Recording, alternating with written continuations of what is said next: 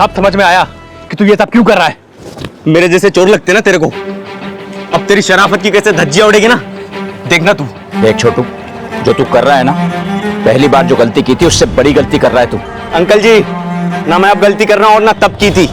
आपके बेटे ने जिस लड़की को पेट से करके छोड़ दिया ना, उसको बहन बनाया मैं, और अब मैंने ही आपका बेटा जाएगा जेल।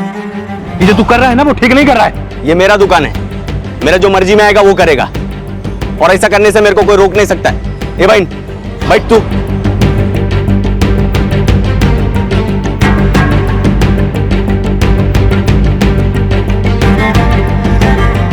चलो बेटा चल।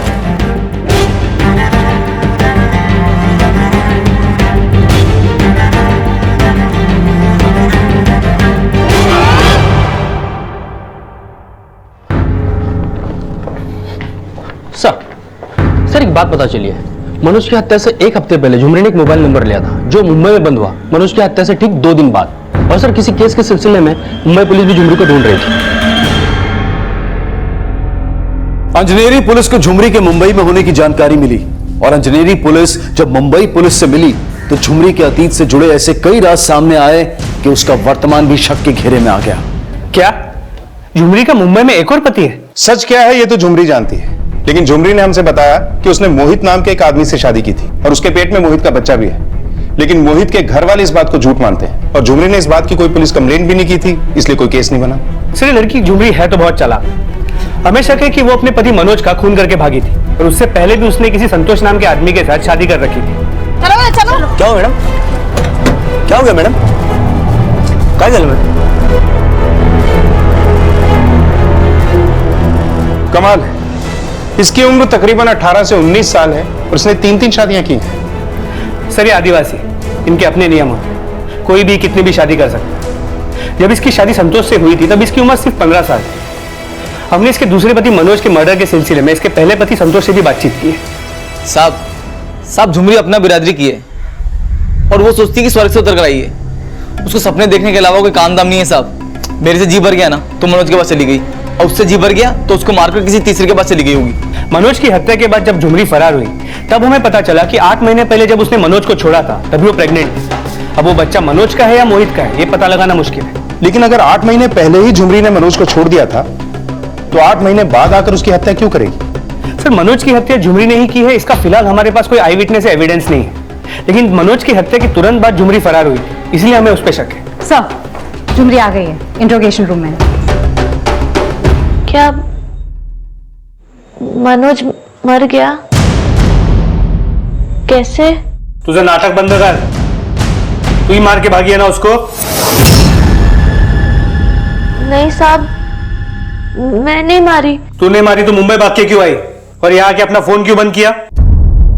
वो सिम है ना, वो निकाल के फेंक दे, नहीं तो तुझे पुलिस पकड़ेगी गा।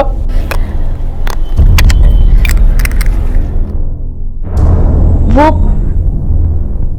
मेरा फोन खो गया था। होता ना मनोज। नहीं साहब, मैं कुछ नहीं की, सच में कुछ नहीं की तो यहाँ आके नया लफड़ा क्या खड़ा किया है तूने? हाँ, बच्चा किसका है? मनोज का? नहीं तो फिर क्या मोहित का? मोहित को फंसा के पैसे हटना चाहती है ना तू? तेरी माँ भी मिली है ना तेरे साथ, वो जानती थी ना तू मुंबई में है। नहीं साहब, आई को कुछ नहीं पता। मोहित जी को तो मैं पति मान ली है। पति मान लिए मतलब? मुंडी मत हिला, मुंह खोल के बोल। ये क्या लफड़ा खड़ा किया है तूने यहाँ पे? हाँ साहब, मैं सच में कोई लफड़ा नहीं की। मोहित जी सच में इस बच्चे के पिता है। मोहित जी, क्या कमी रह गई मेरी बेटी के प्यार में जो मुझे ये सब सुनने को मिल रहा है? समझी जी, ऐसी कोई बात नहीं है, वो लड़की झूठ बोल रही है। झूठ बोल रही है तो मुझे बताना चाहिए था ना, 2-3 हियरिंग में ही उसे जिंदगी भर के लिए अंदर कर देता, और मुझे तो किसी ने बताया नहीं। कहीं ऐसा तो नहीं कि वो लड़की सच्ची बोल रही हो? नहीं पापा जी, आप मेरा विश्वास कीजिए। देखिए, ना तो मैंने सीमा को कभी धोखा दिया है और ना ही कभी आगे दूंगा। वो लड़की झूठ बोल रही है।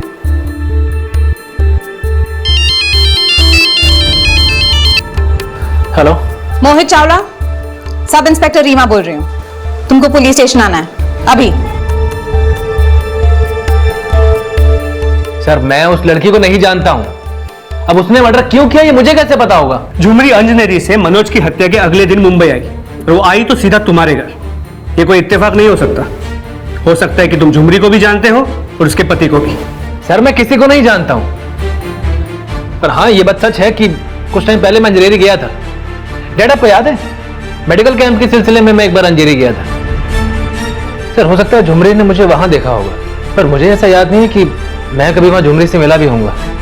लेकिन सर वो यहाँ किस मकसद से आई है ये मैं समझ नहीं पा रहा हूँ। वो यहाँ तुम्हारी बीवी बनकर आई है। सर मैं ऑलरेडी शादीशुदा हूँ, एक छोटी बच्ची है मेरी। लेकिन कोई औरत किसी भी आदमी को अपने बच्चे का बाप क्यों बोलेगी? सर कोई कुछ भी कहेगा इसका ये मतलब तो नहीं है कि वो सच ही कह रहा है। सर आप खुद ही बताइए कि मैं शादीशुदा होकर किसी और से शादी क्यों करूंगा? आप ही ने कहा कि वो 2 बार शादी कर चुकी है और आप उसकी बात को सच्चा मानेंगे मेरी बात को? प्लीज सर, उस लड़के ने मेरा और मेरे परिवार का जीना मुश्किल कर दिया है। आप समझाइए उसे कि ये सब करना बंद करे। वो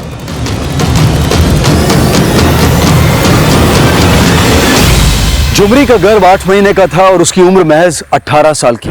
और सबसे ज्यादा चौंका देने वाली बात यह थी कि संतोष और मनोज के बाद झुमरी मोहित को अपना तीसरा पति बता रही थी और वो अपने इस बयान पर भी कायम थी कि मोहित उसके पेट में पल रहे बच्चे का पिता है और उसने अपने दूसरे पति मनोज की हत्या नहीं की है। सबूतों के अभाव में अंजनेरी पुलिस ने मनोज मर्डर केस की सस्पेक्ट झुमरी को मुंबई में रहने की इजाजत तो दे दी, लेकिन वो अब भी शक के घेरे में थी। झुमरी के पेट में पल रहा बच्चा मोहित का था या नहीं, फिलहाल इस बात की पुष्टि डीएनए टेस्ट से नहीं की जा सकती थी और झुमरी मोहित पर केस भी नहीं करना चाहती थी। लेकिन वो मोहित द्वारा खुद सच स्वीकार करने का इंतजार कर रही थी और एक बार फिर से मोहित की हाउसिंग सोसाइटी के बाहर रहने आ गई थी। क्या सच के लिए लड़ने का ये झुमरी का हौसला ही था, क्या फिर कुछ और? अरे झुमरी, पुलिस काय के लिए लेके गई थी तेरे को? बैठ ना, बैठ। तू कुछ खाएगी क्या? मैं चाय और चकली लेके आते तेरे लिए। भाई तो बोलता है ना बहन, मोहित और चावला परिवार के खिलाफ है ना, केस कर दो। ऐसे सत्याग्रह करने से कुछ नहीं होने वाला है। नहीं भाऊ, ये मेरे और उनके बीच का मामला है। इसमें पुलिस क्या करेगी? ये ले, तू चाय पी।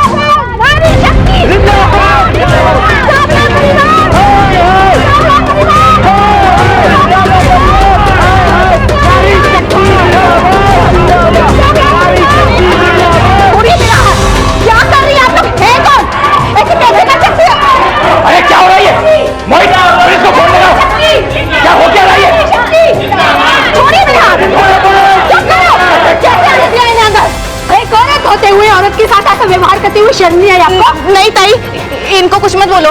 झुमरी तुम डरो मत, हम तुम्हारे साथ हैं। पर हमारे होते हुए तुम्हारे बच्चे को कुछ नहीं हो सकता। और तुम एक औरत के मासूम जज्बातों के साथ खेलते हुए शर्म नहीं आई तुम्हें? ऐसे आदमी को इसकी औकात दिखानी ही पड़ेगी। इन लोगों ने इस लड़की के साथ अन्याय किया है। मोहित जी ने कुछ नहीं किया है, मैं झूठ बोली थी। मोहित जी मेरे बच्चे के पिता नहीं है।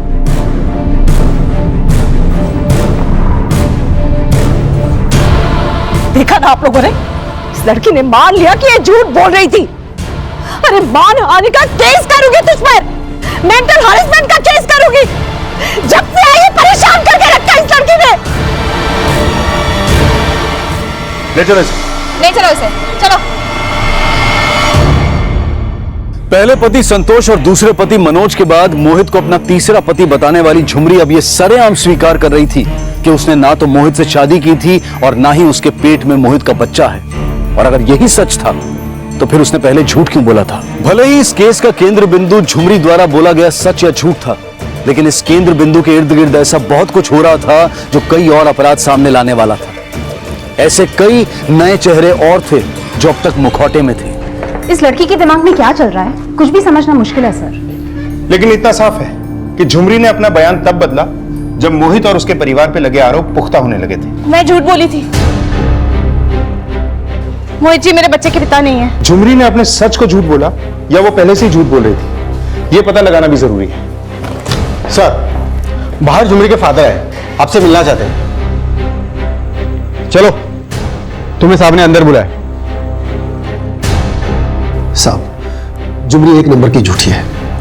हमारे गांव की पुलिस जब झुमरी से मिलकर आई तो उन्होंने हमको झुमरी के बारे में सब बताया कि वो कैसे यहाँ एक इज्जतदार खानदान को बदनाम कर रही है। इसलिए साहब मैं आपसे मिलने को आया। इसका मतलब झुमरी इंजीनियरिंग से मुंबई ये बच्चों वाला झूठ बोलने आई थी, या फिर सच वो है जो इंजीनियरिंग पुलिस को लगता है कि झुमरी अपने पति मनोज का मर्डर करके यहाँ आई? साहब, वो यहाँ क्यों आई और उन लोग से बच्चे का झूठ क्यों बोला, मुझे कुछ समझ में नहीं आ रहा। कहीं ऐसा तो नहीं कि तू ही अपने किसी मतलब के लिए उससे ये झूठ बुलवा रहा है? नहीं साहब, मैं तो खुद हैरान हूं इस बात से। जब 15 साल की थी ना साहब, तो मैं उसकी शादी संतोष से कराया, लेकिन वो उसको छोड़कर मनोज के साथ भाग गई। और जब मनोज को छोड़ के आई तो पेट में बच्चा लग के बैठी थी।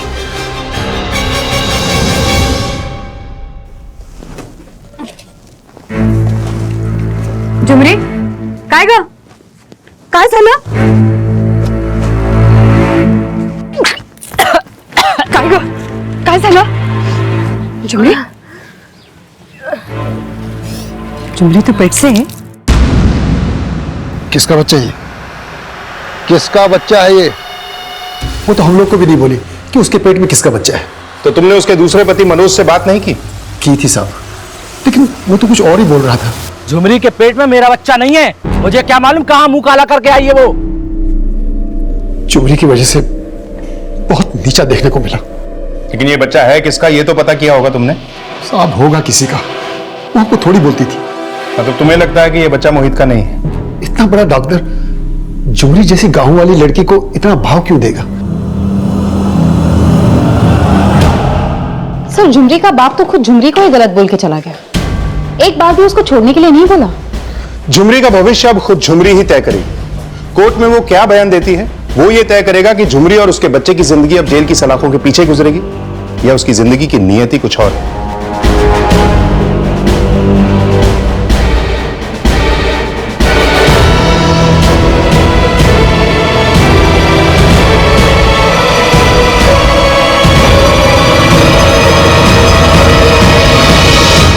अमरीश जी, आपकी बीवी ने झुमरी पे केस किया और आप झुमरी की जमानत करवा रहे हैं, बात कुछ समझ में नहीं है। सर, मैंने झुमरी की जमानत इंसानियत के नाते करवाई। वो प्रेग्नेंट है और मैंने कोर्ट में ये अर्जी दाखिल की है कि उस बच्चे के जन्म के बाद उसका डीएनए टेस्ट किया जाए और वो डीएनए टेस्ट मेरे बेटे के साथ मैच किया जाए। लेकिन आप ये डीएनए टेस्ट क्यों करना चाहते हैं? आपको मोहित पे शक है या? नहीं सर, मैं नहीं जानता कि झुमरी के बच्चे का बाप मोहित है या नहीं, लेकिन झुमरी लगातार इस बात का दावा कर रही थी। सर, जब बात हमारे सम्मान की आई तो उसने कहा कि मैं झूठ बोल रही थी। मैं झूठ बोली थी। मोहित जी मेरे बच्चे के पिता नहीं है। मुझे लगता है कि वो इसलिए झूठ बोल रही थी क्योंकि वो नहीं चाहती थी कि मोहित को जेल हो। सर, इंसानियत के नाते मैं उसे एक मौका देना चाहता हूं। वैसे भी डीएनए टेस्ट के बाद तो यह साबित हो ही जाएगा सर कि कौन सही है और कौन गलत।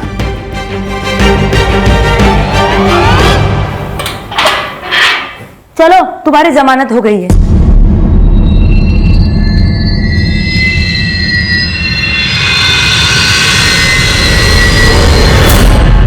जिस लड़की ने हमारी नाक में दब कर रखा है उसी की जमानत कराई आपने। पापा, आप ऐसा करके साबित क्या करना चाहते हैं? क्या आपको मोहित पर शक है? मैं किसी पर शक नहीं कर रहा हूं, मैंने उसकी जमानत सिर्फ इसलिए करवाई है क्योंकि वो प्रेग्नेंट है। अगर वो चाहती तो एनजीओ वाले हम सबको जेल में डाल देते, ऐसा उसने होने नहीं दिया। पापा, उसने ऐसा इसलिए नहीं होने दिया है क्योंकि वो जानती है उसने झूठ बोला है। वो ये बात कोर्ट में कबूल भी कर चुकी है। अगर वो झूठी ही है तो क्या फर्क पड़ता है वो अंदर रहे बाहर रहे।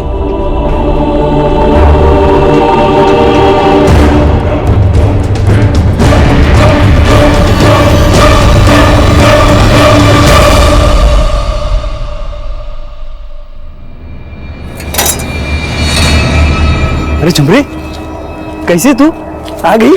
आजा, बैठ जा बैठ जा। अरे बैठ ना, कुछ खाएगी क्या? कुछ मैं लेके आता है तेरे लिए।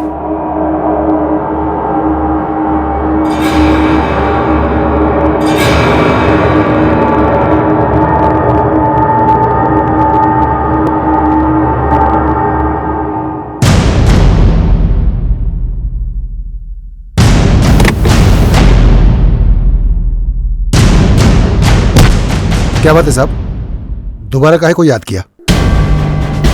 तुमने पैसे लेकर मेरे कहने पर पुलिस को झुमरी के बारे में गलत बताया था, लेकिन अब तुम्हें एक काम और करना होगा। हाँ बोलो ना साहब, क्या काम? पैसे के लिए मैं कुछ भी करेगा। तुम्हें झुमरी को मारना है। कल सुबह का सवेरा झुमरी नहीं देखेगी, तुम आज रात को ही खत्म कर दो उसे।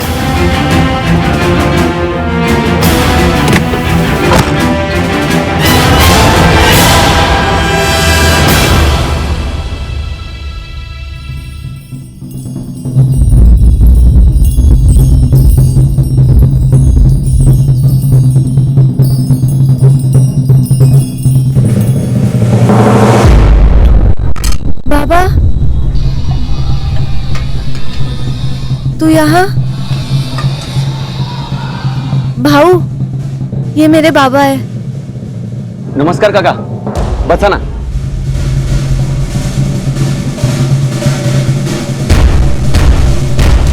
झुमरी, तू गांव का ही को नहीं आई? चल, मैं तेरे को लेने आया हूं। सच बाबा? हाँ, तेरे को क्या लगता है मेरे को तेरी परवाह नहीं है? बाप हूं मैं तेरा, लेकिन तू बस आई आई करती रहती है।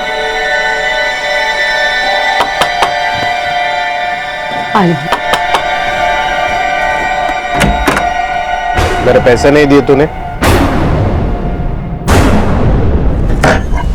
भाऊ, 2 दिन से मुझे मजदूरी नहीं मिली है, मैं थोड़े दिन में आपको पैसे दूंगी। कल दे देना, मैं तो पुलिस को बता दूंगा मनोज को किसने मारा है।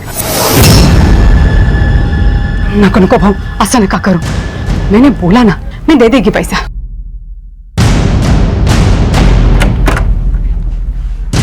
काय झालं आई? काय नाही ग, मेरे नशे भी फुटा है। झुमरी तो जेल जाने से बची है, पण काय झालं आई? झुमरी ताई कधी येणार गावात? पण वो इस गांव में ना है, इसलिए उसकी भलाई है। बाबा, मैं अभी गांव नहीं आ सकती। क्यों नहीं आ सकती? अब गांव की पुलिस भी परेशान नहीं करती है, उनको लगने लगा है कि तूने मनोज का खून नहीं किया है। पण बाबा, मेरा संसार अब यही है। अब मैं कुछ सुनने वाला नहीं, चल मेरे साथ, चल चल। अरे काका, अभी किधर लेके जाएगा इसको?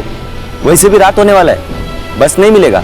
आज रात इधर ही सो जाओ, और इसको गांव लेके जाने की बजाय थोड़ा अक्कल दो कि पुलिस को सब कुछ सच बता दे।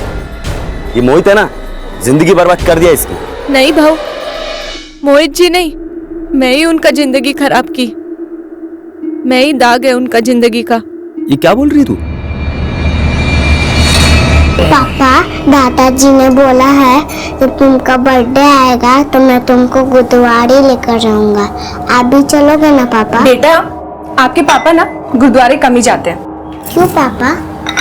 क्योंकि आपके पापा मानते हैं कि भगवान ना हम सब में होता है, और बच्चे तो भगवान की मूर्त होते हैं, जैसे आप। अब चलो पापा, चलो चलो चलो चलो, सोने का टाइम हो गया।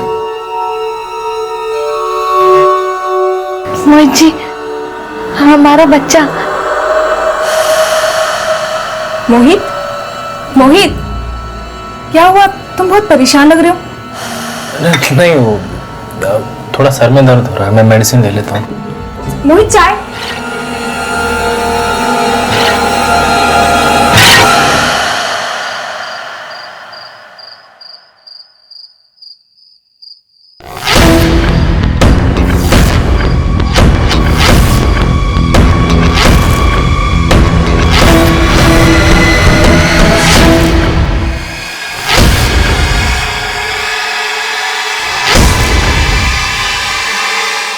जग्गू, तुमने मारा तो नहीं ना झुमरी को?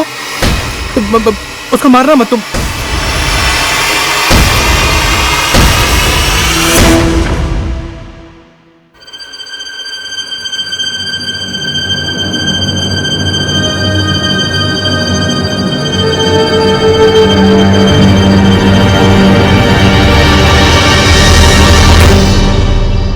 झुमरी, मैं जानता हूं कि मैंने जो तुम्हारे साथ किया है वो ठीक नहीं किया है,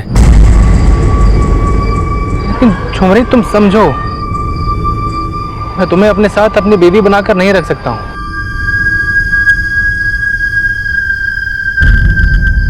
झुमरी, हमारे भी जो कुछ भी हुआ है ना, वो मेरी भूल थी। मोहित जी, हमारा बच्चा। मैं नहीं जानता ऐसे। कौन हो तुम? चलो निकलो बाहर, चलो निकलो।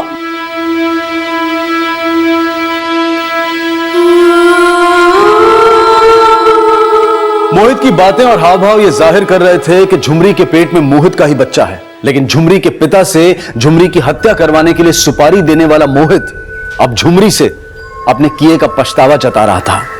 फिलहाल पुलिस इन बातों से अनजान थी और उन्हें अचानक मोहित के गायब हो जाने की सूचना मिली। सर, मोहित का कुछ पता नहीं चल रहा है सर। कल डिस्पेंसरी के लिए निकला था और वो वापस नहीं आया, उसका फोन भी बंद है सर। क्या मोहित गायब है?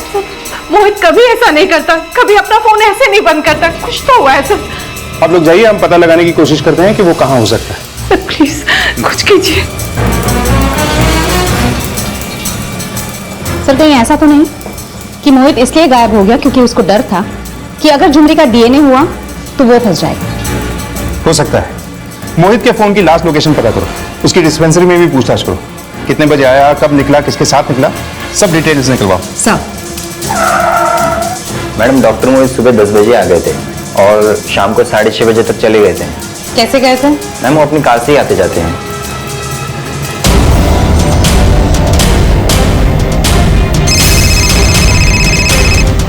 अरे माँ बोलो। सर, कल से झुमरी भी गायब है।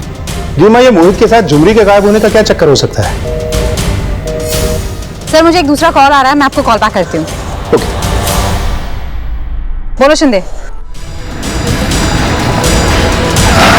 शिंदे, बॉडी को पोस्टमार्टम के लिए भेजो। सर, झुमरी का कुछ पता चला? अभी नहीं सर, लेकिन कोशिश जारी है।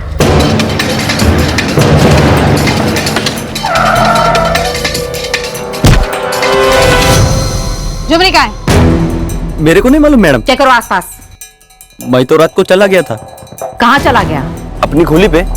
मैं उधर ही सोता रात में। मैं सोचा बेचारी अकेली, उसको जगा दिया। सुबह में आके देखा तो इधर मिली नहीं।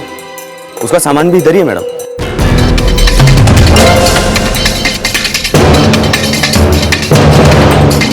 पुलिस ने झुमरी की तलाश तेज कर दी और जल्द ही झुमरी से जुड़ा एक सुराग मिला। इस लड़की को पहचानते आप? सर, ये लड़की अजनेरी का टिकट पूछ रही थी।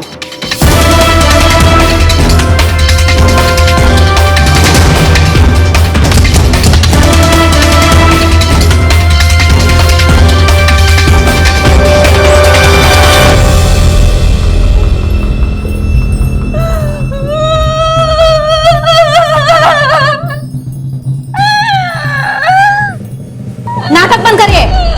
तूने ही मोहित को मारा है ना? मैडम, मैं क्यों मारेगी? तो वो चाकू तेरे सामान से कैसे मिला? और मोहित के मर्डर के बाद तू भाग क्यों गई थी? साहब, मेरा यकीन कीजिए, मैं भागी नहीं थी। मैं तो मोहित जी की जिंदगी से दूर जा रही थी। उसकी जिंदगी से दूर नहीं, उसकी जिंदगी छीन के खुद गांव जा रही थी। हाँ, मैं गांव जा रही थी। मोहित जी मुझे बोले थे गांव जाने के लिए। 2 रोज पहले ही वो मुझे मिले थे। झुमरी, हमारे भी जो कुछ भी हुआ है ना, वो मेरी भूल थी। भूल तो मैंने की, जो आप पे विश्वास किया।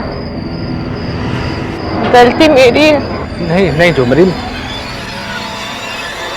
मैं जानता हूं कि मेरी गलती है और मैं अपनी गलती का पश्चाताप करने के लिए भी तैयार हूं। मैं तुम्हारे बच्चे का सारा खर्चा उठाने के लिए तैयार हूं, लेकिन मैं हाथ जोड़ के तुमसे रिक्वेस्ट करता हूं कि प्लीज मुझे मेरी बीवी और मेरी बच्ची की नजरों में शर्मिंदा होने से बचा लो। मैं हाथ जोड़ता हूं तुम्हारे, प्लीज तुम चले जाओ यहाँ से प्लीज। मैं खूब सोची और फिर गांव जाने का फैसला की। मेरे को नहीं मालूम ये सब क्या हो गया।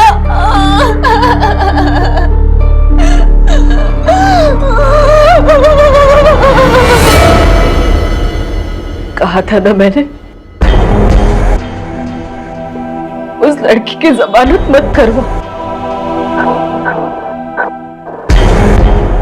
अपने बच्चे के लिए तो हमें परेशान कर रही थी, और उसने क्या किया, हमसे हमारा बच्चा ही छीन लिया।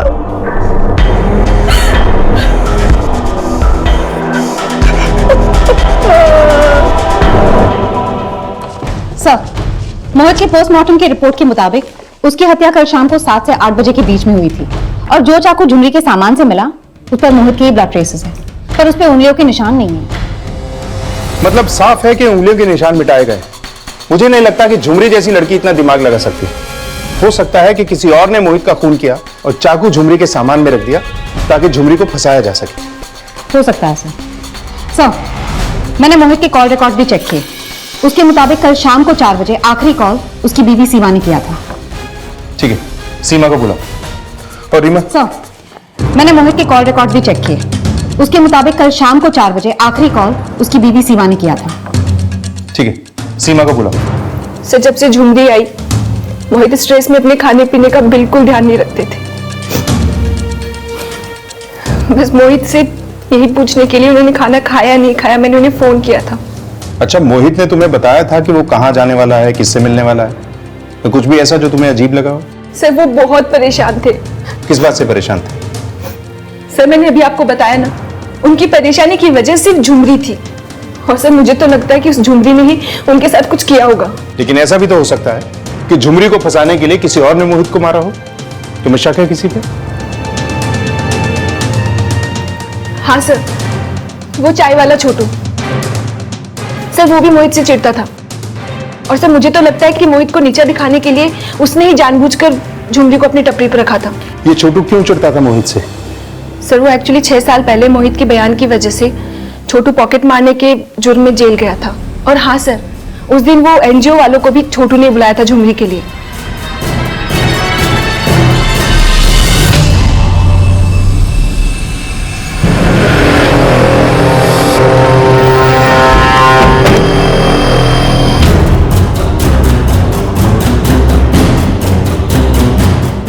हाँ साहब, मैंने एनजीओ से कांटेक्ट किया था क्योंकि मैं सच में झुमरी को इंसाफ दिलाना चाहता था साहब। और झुमरी ने तेरा प्लान चौपट कर दिया। तू मोहित को जेल भिजवाना चाहता था क्योंकि तेरे दिल में टीस थी। टीस था साहब, लेकिन इसका मतलब ये नहीं कि मैं उसको मार दूं। तो वो चाकू तेरी चाय की टपरी में कैसे आया? वो तो झुमरी के सामान में था ना साहब। झुमरी के सामान में भी तो वो चाकू तू ही रख सकता है। मैंने नहीं रखा साहब, मैंने कुछ नहीं किया। आई चप्पत साहब, मैंने कुछ भी नहीं किया साहब। झुमरी अब उस बच्चे को जन्म देने वाली थी जिसे मोहित का बच्चा मानने और ना मानने के सवाल अब भी खड़े थे। लेकिन झुमरी के सामान से मिले चाकू पर झुमरी के फिंगरप्रिंट्स नहीं थे, और मोहित की बिल्डिंग के वॉचमैन का एक बयान मोहित की हत्या में किसी और का हाथ होने के भी संकेत दे रहा था। मैडम जी, जिस रात मोहित साहब के लापता होने का पता चला था, तब छोटू के जाने के बाद मैंने चाय के टपरी पे किसी को जाते हुए देखा था। कौन हो सकता है, आदमी या औरत? अब इतना तो ठीक से दिखाई नहीं दिया मैडम। लेकिन फिर भी कुछ तो हेलो, व्हाट? ठीक है, आते हैं हम। गाड़ी में बैठो। हाँ सर, झुमरी ने एक बेटे को जन्म दिया और जन्म के तुरंत बाद किसी ने उसका बच्चा चुरा लिया। Yes sir. कहाँ है मेरा बच्चा? बोल, मैं छोड़ेगी नहीं तुझे। कहाँ है मेरा बच्चा? मेरा बच्चा कहाँ है? मेरा बच्चा नहीं मिल रहा। मेरा बच्चा नहीं मिल रहा। शांत हो जाओ, हम ढूंढ देंगे तुम्हारा बच्चा। शांत हो जाओ। हमें इस हॉस्पिटल की पूरी सीसीटीवी फुटेज देखनी। ये औरत कौन है? पहले कभी देखा है इसे यहाँ? पता नहीं सर, पहले कभी इसे यहाँ देखा नहीं। अपने खबरियों से इस औरत के बारे में पता चला। हो सकता है यह औरत किसी चाइल्ड ट्रैफिकिंग रैकेट के साथ जुड़ी हुई है, या फिर ऐसा भी हो सकता है कि मोहित के घर वालों ने बदनामी के डर से बच्चे को अगवा करवाया। शायद उन्हें पता था कि यह बच्चा मोहित का ही है। सभी घर वालों के कॉल रिकॉर्ड से करवाओ।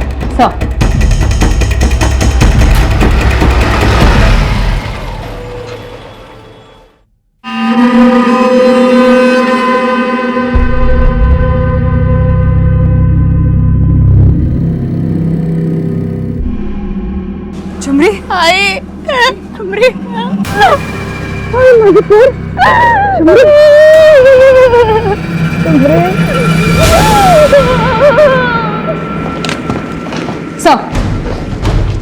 मोहित के घर वालों के कॉल रिकॉर्ड्स चेक किए, उसमें ऐसा कुछ भी सस्पिशियस नहीं मिला जिसमें उस औरत का लीड मिले जिसने झुमरी के बच्चे को किडनैप किया।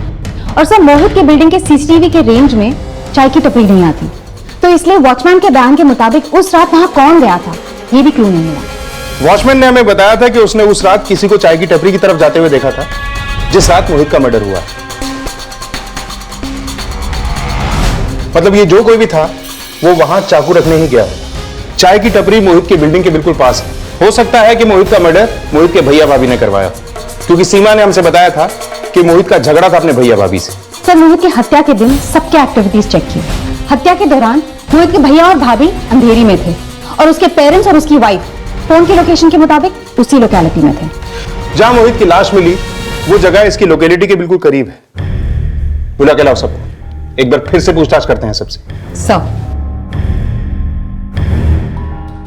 सर, जिस रात मोहित का मर्डर हुआ उस रात तो हम दोनों दोस्त की शादी में अंधेरी गए थे।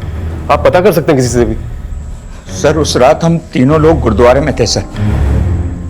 लौट कर आए तो पता चला कि मोहित घर लौटा ही नहीं है। और फिर सर, बोल रही हूँ आपसे, झुमरी नहीं मारा मेरे बेटे को। जब से आई हमारा सुख चैन सब छिन गया है और उसी ने अपने बेटे को भी गायब कराया ताकि उसका झूठ ना पकड़ा जाए। सर, इनके मुताबिक मोहित की हत्या ही नहीं बल्कि झुमरी के बच्चे की किडनैपिंग में भी खुद झुमरी का ही हाथ है। इन सब की एलिबाई चेक करो। और वो चाकू कहां से खरीदा गया था, कुछ पता चला? सर, फिलहाल तो कोई क्लू नहीं है, लेकिन कोशिश जारी है।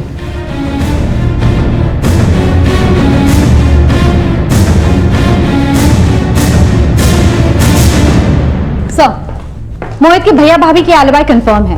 हत्या के वक्त मोहित के भैया और भाभी अंधेरी में एक वेडिंग फंक्शन में थे और मोहित के माँ बाप और उसकी बीवी गुरुद्वारे में थे। सर, मोहित की बीवी सीमा वहां से 6 बजे निकली, लेकिन मोहित के बाप वहां से 7 बजे निकले। बोलो हने। साहब, वो औरत की पहचान पता चल गई जिसने हॉस्पिटल से बच्चा चुराया था। कौन है वो? साहब, सुनने में आया है वो बच्चा चुरा के भीख मांगने वाले गिरोह में भेज देती और 2 दिन से अंडरग्राउंड भी है। पता लगाओ कि अब कहां हो सकती है। कहाँ है रे तू? कहाँ निकल? अच्छा, ठीक है।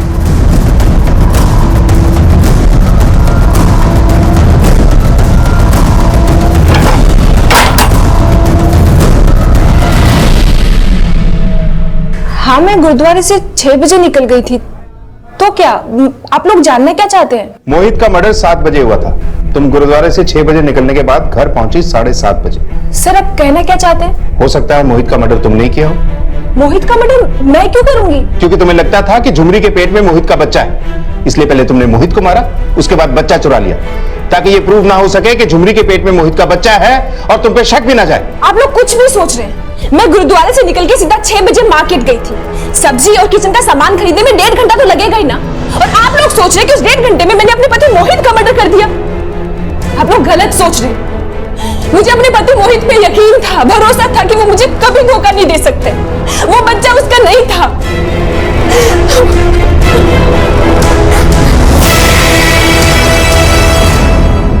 झुमरी ने जिस बच्चे को जन्म दिया है वो मोहित का ही है। लेकिन झुमरी के बाप का तो कुछ और ही कहना है।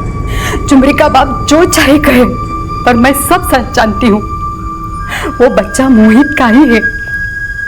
साहब, मोहित ने झुमरी को झूठे सपने दिखाकर पेट से किया और वो शहर भाग गया। लेकिन झुमरी तो तब शादीशुदा थी। शादीशुदा नहीं, उसने 2 शादियां की थी। हो सर, उसने 2 लगन किए। उसका पहला पति संतोष, उसने उसे खुश नहीं रखा, और दूसरा पति मनोज, उसने भी उसे खुश नहीं रखा। लेकिन झुमरी पर तो मनोज की हत्या का आरोप है। क्या पता मोहित की हत्या भी झुमरी ने की हो। नहीं सर, ऐसा नहीं हो सकत। मेरी झुमरी किसी की हत्या नहीं कर सकती सर। साहब, तुम जब पाया पड़ते सर, उस बच्चे को ढूंढ निकालिए। मेरी झुमरी को बुरा हाल हुआ है उस बच्चे के वास्ते। मेरी झुमरी रो रो के मर रही है सर। बच्चे को ढूंढ निकाले साहब। झुमरी, हमारे भी जो कुछ भी हुआ है ना, वो मेरी भूल थी।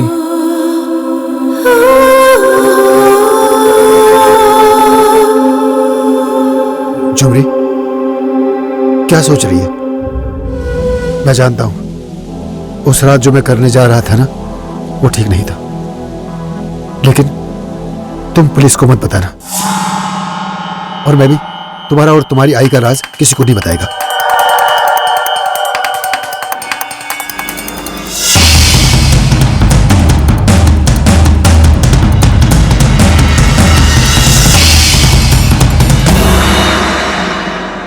तो मेरा अच्छा बच्चा है ना, इसलिए मैं ये राज किसी को नहीं बताएगा। बच्चा? मेरा बच्चा कहाँ है बाबा? मेरे को क्या मालूम कहाँ है। बच्चा? बाबा, मेरा बच्चा? जुमरी, मेरा बच्चा? जुमरी, जुमरी, जुमरी। सर, मैंने सीमा का एलिबाई चेक किया। गुरुद्वारे से निकलने के बाद वो मार्केट में थी।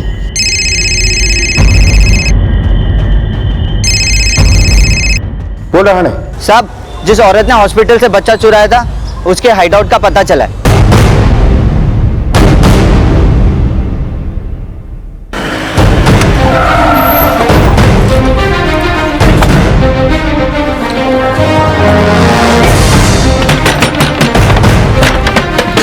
अरे बच्चा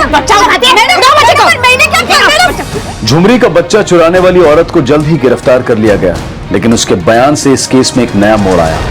साहब, मैं उस बच्चे को हॉस्पिटल से बेचने के लिए उठाई थी, लेकिन उस बच्चे को उठाने के लिए मेरे को सुपारी भी मिला था। सुपारी किसने दी? क्या मैंने सुपारी दी? ये आप क्या बोल रहे हैं सर? मैंने किसी को कोई बच्चा उठाने की सुपारी नहीं दी है। वो औरत बिल्कुल झूठ बोल रही है। हम उसे तबीयत से तोड़ चुके हैं, वो आपका ही नाम ले रही। उसने कहा और आपने मान लिया, और आपके पास कोई सबूत है कि मैंने उसे बच्चा उठाने के लिए बोला? सर, ये लॉयर है, कानूनी दांवपेच जानता है, इसलिए उस बच्चा चोरी करने वाले औरत के उसका नाम लेने के बावजूद वो क्राइम नहीं कन्फेस कर रहा है। किसने क्या कांड किया है ये समझने से पहले ये जानना जरूरी है कि झुमरी का बच्चा मोहित का है या नहीं। पहले बच्चे का डीएनए मोहित से मैच करवाओ। साहब, झुमरी नहीं मिल रही। झुमरी नहीं मिल रही? मत भगा दिया क्या उसको? वो मेरी बेटी है, मैं उसको क्यों भगाऊंगी? सर, मुझे लगता है उसका पहला पति संतोष, उसने उसको भगाया होगा। संतोष ने भगाया होगा? लेकिन संतोष क्यों लेके जाएगा झुमरी को? साहब, वो सुबह आया था झुमरी से मिलने और उसे जबरदस्ती लेके जा रहा था। मुझे लगता है कि उसी ने झुमरी को उठाया होगा। हाँ। सर 1 घंटे पहले मीरा रोड में किडनैपिंग हुई थी और आई विटनेस ने झुमरी को पहचाना है, और जिस कार में झुमरी की किडनैपिंग हुई आई विटनेस ने उस कार के नंबर का फोटो भी निकाला है। ये देखिए सर, ये तो नासिक की गाड़ी का नंबर है, और इंजीनियरी भी नासिक में है। इंजीनियरी पुलिस को इस गाड़ी का नंबर भेजो और संतोष को उठाने के लिए बोलो। हो सकता है झुमरी को किडनैप करने में संतोष का ही हाथ है। सर,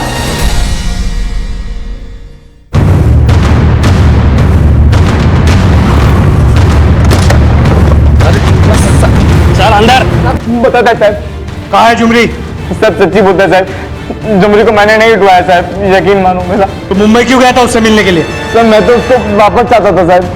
मनोज मर्डर केस से जुड़ा एक अहम राज पता चला। मुरली नाम का एक आदमी है जो झुमरी के गांव में, झुमरी की माँ उसको जानती है, और ये भी बात पता चली है कि वो झुमरी की माँ से पैसे भी लेता था।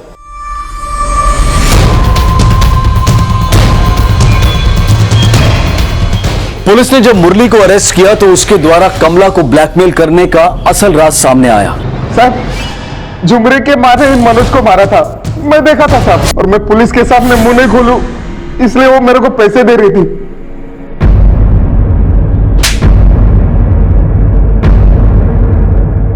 हाँ साहब, मैं ही मारी मनोज को, क्योंकि उसका मुंह मेरी बेटी की जिंदगी खराब कर दी थी। और ऐसे ही तूने मोहित को मारा होगा क्योंकि तुझे लगा वो भी तेरी बेटी की जिंदगी खराब कर रहा है। नहीं सर, मैंने मोहित को नहीं मारा, मैंने उस कमीने मनोज को ही मारा साहब, क्योंकि वो मेरी बेटी को बेचना चाहता था। बेचना चाहता था? हाँ सर, इसी वास्ते तो झुमरी उसको छोड़ के आई। साहब, उस दिन मैंने देखा मनोज झुमरी के बाबा को पैसे दे रहा था और बोला झुमरी को उसके पास भेज दे। मैं झुमरी को शहर भगाई क्योंकि उसका बाप ही अपनी बेटी को बेचना चाहता था, और मैं जानती थी कि मनोज उसको शहर में किसी भी हालत में ढूंढ निकालेगा, इसलिए मैंने मनोज को मार दिया। कमला के बयान के आधार पर अंजनेरी पुलिस ने झुमरी के पिता को भी रिमांड पर ले लिया। मैंने मनोज के साथ सौदा किया था और इसीलिए तूने झुमरी को उठवा लिया? हाँ नहीं साहब, मैंने कुछ नहीं किया साहब। इसकी तब तक धुलाई करो जब तक ये पूरी सच्चाई ना बता दे। मैंने कुछ नहीं किया साहब। झुमरी के पिता की इंटेरोगेशन में यह राज भी सामने आया कि मोहित ने झुमरी के पिता को झुमरी को जान से मार देने की सुपारी दी थी, लेकिन इसके बाद जो बयान सामने आया उसने पुलिस को भी सख्ते में डाल दिया।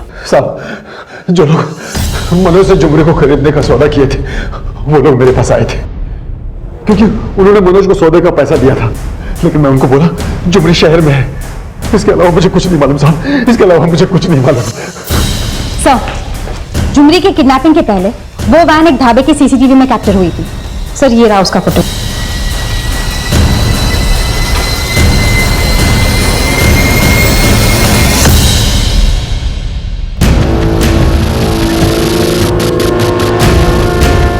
तुरंत इनका फोटो अंजनेरी पुलिस को भेजो और झुमरी के बाप से इन्हें आइडेंटिफाई कराने के लिए बोलो। Yes sir. सर,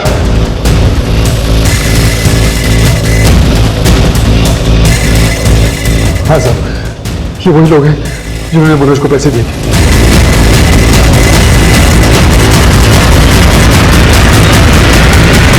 झुमरी के दूसरे पति मनोज ने गर्भवती झुमरी को देह व्यापार के लिए बेच दिया था और यह इस केस का एक चौंका देने वाला एंगल था। वहीं दूसरी तरफ मनोज की शय पर झुमरी के पिता ने जो किया उसका असर यह था कि झुमरी की किडनैपिंग देह व्यापार से जुड़े उन्हीं दलालों द्वारा की गई थी जो मनोज को गर्भवती झुमरी की कीमत अदा कर चुके थे। हालांकि झुमरी के बच्चे को सही सलामत बचा लिया गया था, लेकिन झुमरी को बचाने के लिए अंजनेरी पुलिस और मुंबई पुलिस मिलकर उन किडनैपर्स को ट्रेस करने की कोशिश कर रही थी कि झुमरी ने जिस बच्चे को जन्म दिया था वो मोहित का ही था। और जल्द ही पुलिस को उस चाकू के खरीदार का भी पता चला जिसके द्वारा मोहित की हत्या की गई थी।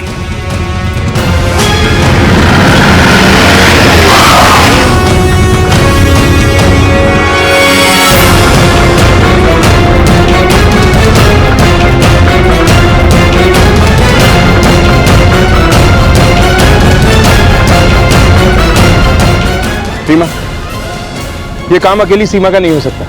इसका बाप लॉयर है ना, कहीं ना कहीं वो भी शामिल है इस सब में। बुलाओ दोनों को थाने। सर, ये क्या बदतमीजी है? क्यों लेकर आए हमें यहाँ पे? हमें पता चल गया है कि आपने अपनी बेटी के साथ मिलकर मोहित का मर्डर किया है। कोई सबूत है आपके पास इस बात का? हमारे पास वो सीसीटीवी फुटेज है जिसमें सीमा वो चाकू खरीद रही है जिससे मोहित का मर्डर हुआ है।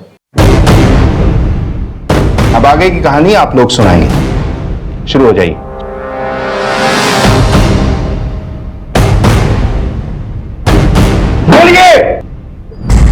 नहीं नहीं झुमरी, मैं जानता हूं कि मेरी गलती है और मैं अपनी गलती का पश्चाताप करने के लिए भी तैयार हूं।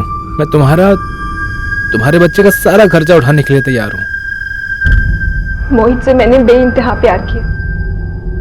हम दोनों एक ही मेडिकल कॉलेज में पढ़ते थे। मैं भी डॉक्टर हूं, लेकिन मैंने उसके लिए अपना प्रोफेशन छोड़ दिया, उसके लिए हाउसवाइफ बन गई। लेकिन उसने मुझे धोखा दिया। मुझसे शादी करने के बावजूद भी उस लड़की के साथ उसने रिलेशंस बनाए। तभी मैंने सोच लिया था कि मैं उसे छोड़ूंगी नहीं। पापा मेरे साथ थे और मैंने पापा के साथ मिलके उसे खत्म करने का प्लान बनाया। उस दिन मैंने उसे फोन किया कि हम दोनों मूवी देखने चलेंगे और 4 बजे फोन करके उसे याद भी दिलाया। मूवी का प्लान याद है ना? हाँ हाँ याद है। क्यों? तो ठीक है, मार्केट का पीछे वाला जो मैदान है ना, उसमें ठीक 7 बजे आ जाना। पर मैदान में क्यों? एक सरप्राइज है तुम्हारे लिए, वहीं बताऊंगी। मैं मोहित के मम्मी पापा के साथ गुरुद्वारे गई, लेकिन मैं वहां से 6 बजे निकल गई और सीधा मार्केट गई। अपनी अलबाई के लिए वहां के शॉपकीपर से मिली जो मुझे पहले से ही जानते थे। और फिर उसके बाद मैं पापा के साथ उस जगह गई जहां मैंने मोहित को बुलाया था।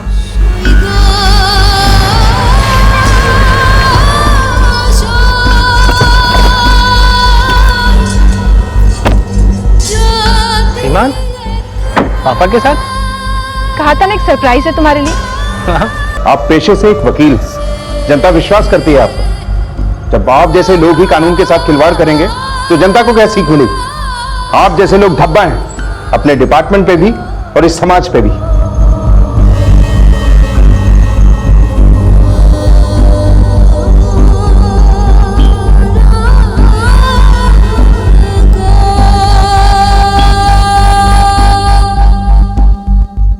मोहित ने जो किया वो अनैतिक है, निंदनीय है, लेकिन मोहित की हत्या और अपने किए को छुपाने के लिए झुमरी के बच्चे को किडनैप करने का जो अपराध सीमा और उसके पिता ने किया, उसे भी किसी भी कीमत पर सही नहीं ठहराया जा सकता। मोहित झुमरी का भी दोषी था, लेकिन उसकी गलतियों को सामने ना लाकर भूल झुमरी ने भी की।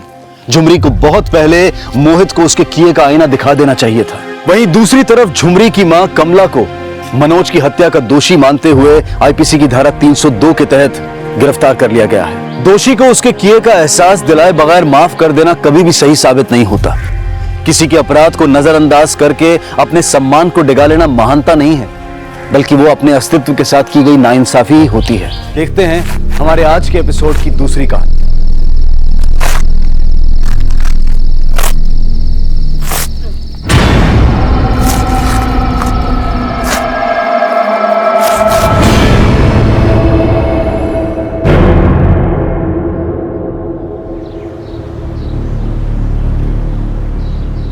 रीना, अभी तक हुआ नहीं काम? बस हो जाएगा 5 मिनट में। तू हर रोज स्कूल का कपड़ा क्यों पहन के आती है? तू स्कूल जाती है? नहीं मैडम, स्कूल तो आई ने 2 साल पहले ही छुड़वा दी। बोली कि मैं स्कूल जाऊंगी तो भाव नहीं पढ़ पाएगा, और भाव नहीं पढ़ पाएगा तो वो बड़ा जॉब नहीं कर पाएगा, फिर पैसा कहाँ से आएगा? हम लोग गरीब है ना।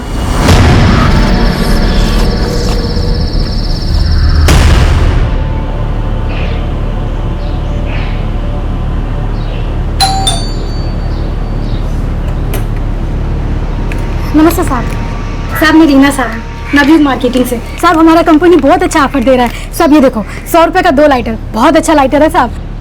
आग लगाता है? हाँ साहब, बहुत अच्छा लगाता है, एक बार ट्राई करके देखो ना। और तू? तेरे को ट्राई करे? हाँ, बोलना, तेरा सारा माल खरीद लेगा मैं। करे ट्राई।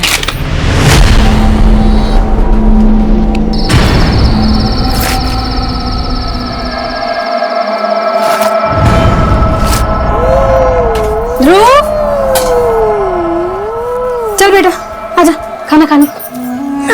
आई, मैं ये नहीं खाऊंगा। पिंकी भी पिज्जा खाती है, मैं भी खाऊंगा अभी। बेटा अभी दाल चावल खा ले, उसके बाद तेरी आई का प्रॉमिस, ध्रुव जो बोलेगा आई सब लाके देगी। पक्का? एकदम पक्का। ठीक है, चला कर।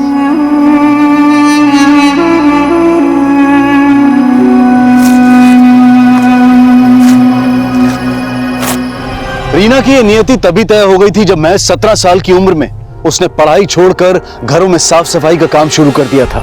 माँ, पिता, पति और भाई का साथ उसे जरूर मिला, लेकिन उसके सपनों को कभी पंख नहीं मिल पाए और आखिरकार उसकी जिंदगी एक भयानक अंत बनकर समाप्त हो गई। लेकिन हत्या सिर्फ रीना की नहीं, बल्कि उसके गर्भ में पल रहे बच्चे की भी हुई थी, और यह हत्या उन सपनों की भी थी जो उसने अपने 5 वर्षीय बेटे ध्रुव के लिए देखे थे।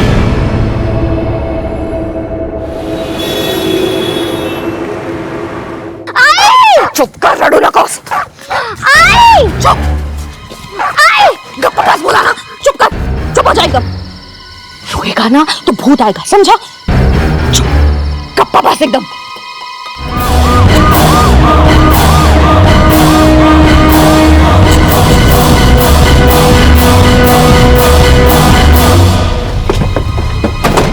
सब मैंने आपको कॉल किया था। सब मैं उस पार रहता हूँ, मेन रोड से जाने को टाइम लगता है, इसलिए मैं ये जंगल के रास्ते से जा रहा था। मैंने वहां पर एक गोनी देखी, उस पर खून के धब्बे थे, सर वो दिखे।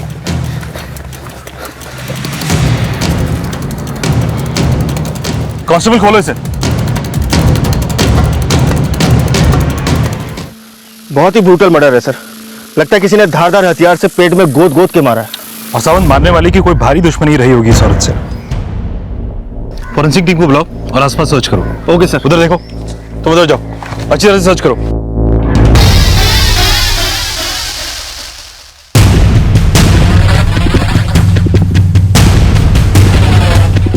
सर ये देखिए खून के निशान। इस इसका मतलब पहले कोई बॉडी को गोनी में भरकर यहां लाया और उसके बाद गोनी को खींचकर वहां डंप कर दिया।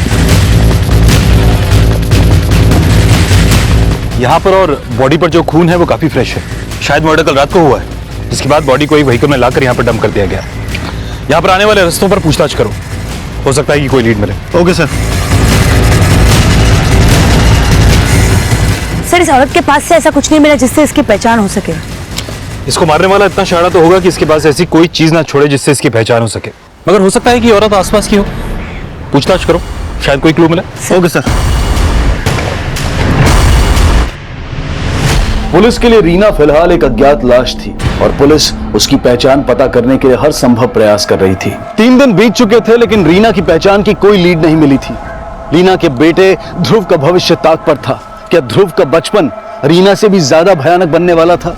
क्या ध्रुव सुरक्षित हाथों में था? देख, यहाँ बिल्कुल शांति से रहना और कोई किचकिच नहीं, समझा?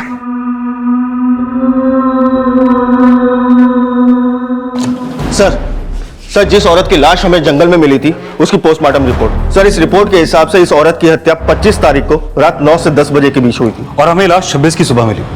इस औरत की पहचान का कोई लीड? नहीं सर, अभी तक नहीं। लेकिन सर इस पोस्टमार्टम रिपोर्ट के हिसाब से ये औरत 5 महीने से प्रेग्नेंट थी। ऐसा लगता है सावंत की मर्डर करने वाले की नफरत की वजह इस औरत का बच्चा था। साहब जी, हमको बड़े साहब से बात करने का है। देखिए बड़े साहब अभी बिजी है, बताइए क्या हो गया?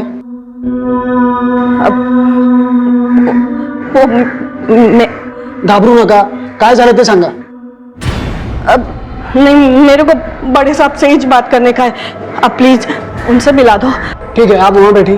कहाँ? वहां बैठिए, वहां बैठिए। मैंने कुछ किया ही नहीं है, क्यों लेके जा रहे हो साहब? अरे साहब मैंने कुछ किया ही नहीं है। साहब कुछ किया ही नहीं है। लेके जाओ उसको अंदर।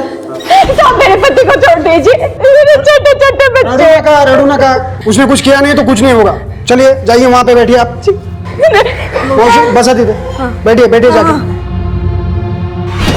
बैठिए।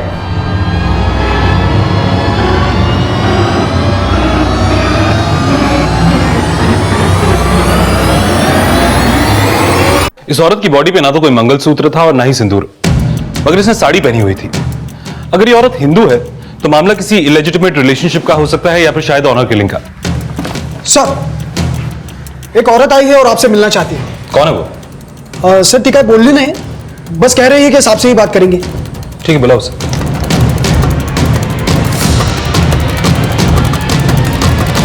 मौसी, मौसी,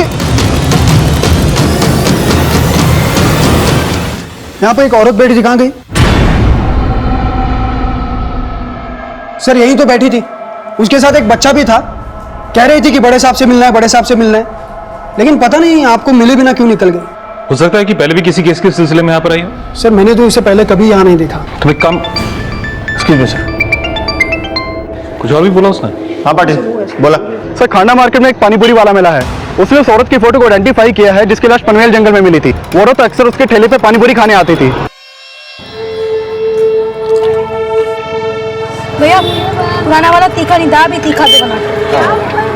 आई तीखा खाने के बाद जलेबी खाएगी? हाँ हाँ, जलेबी भी खाएगी और फिर कुल्फी भी चाटेगी, हो ना? क्या आई, मैं थोड़ी मांग रही हूँ, ये मांग रही। साहब वो तीनों अक्सर मेरे ठेले से पानीपुरी खा के जाते थे, लेकिन उनका नाम पता ये मैं नहीं जानता हूँ। स्केच बना सकते हो?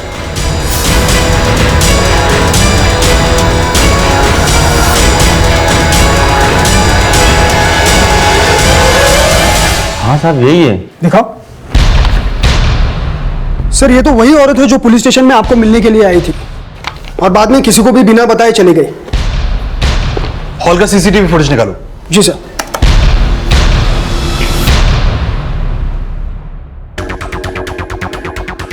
साहब ये बच्चा उसी औरत का जो पेट से थी और ये उसकी सास है। पक्का?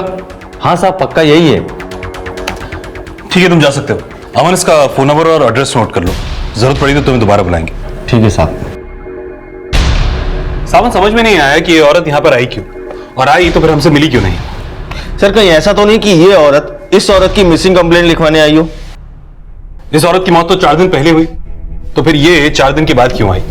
और अगर ये मिसिंग कंप्लेंट लिखवाने आई तो फिर ये हमसे मिली क्यों नहीं? इस औरत के यहां आने और यहां से जाने के पीछे का राज तो इससे मिलकर ही समझ में आएगा। ये लोग खंडा मार्केट के आसपास के ही होंगे जहां पर ये पानी पूरी खाना जाया करते थे। पता करो ये कहां रहते थे। Okay sir.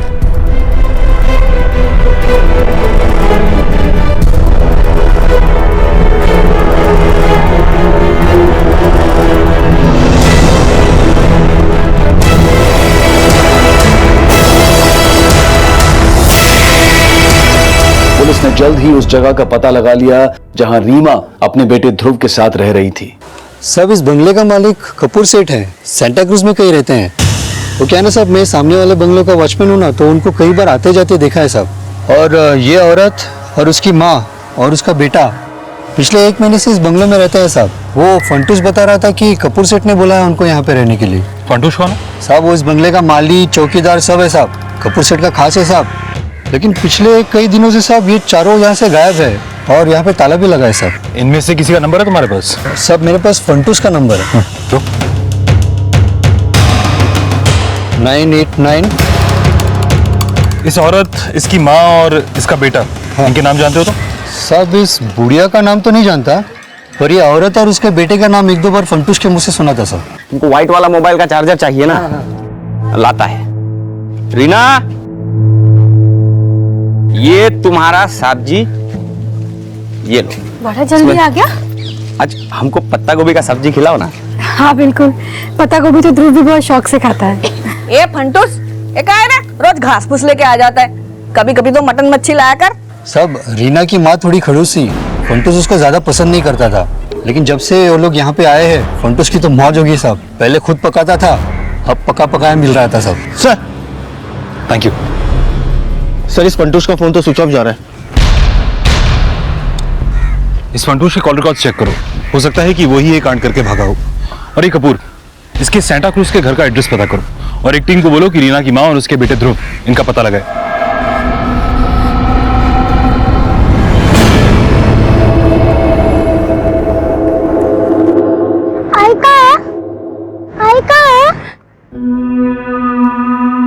चल तो।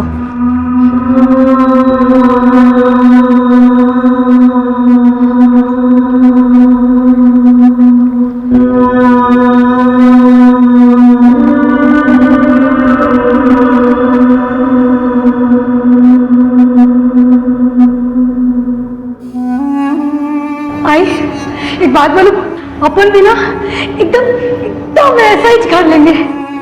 अपने को भी सेठ जैसा जिंदगी जीने का है ना। इधर ना ध्रुव की अलमारी लगाएंगे, उधर पूरा बिस्तर लगाएंगे। ज्यादा उड़ मत। हम लोग जो है ना, कुछ भी कर ले, हमारी किस्मत में वही जो लिखा है जो तेरा बाप लिख के गया है। नानी, नानी, तुम्हें वो उठा के आई या मिलेगी? कहाँ है आई? बोलो, अरे बोलो ना।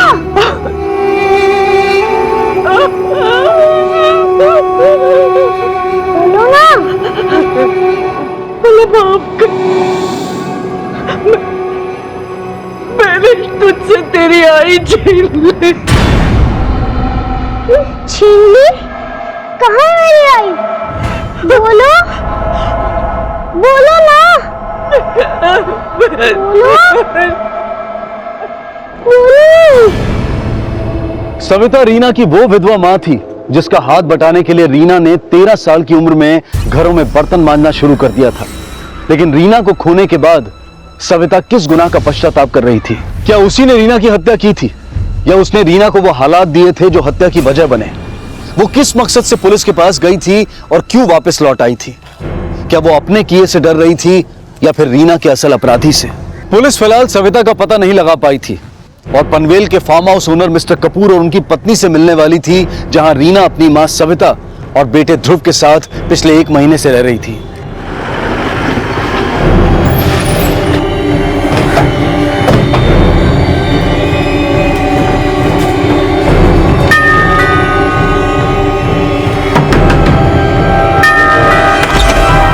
कपूर साहब घर पर है? रीना का मर्डर?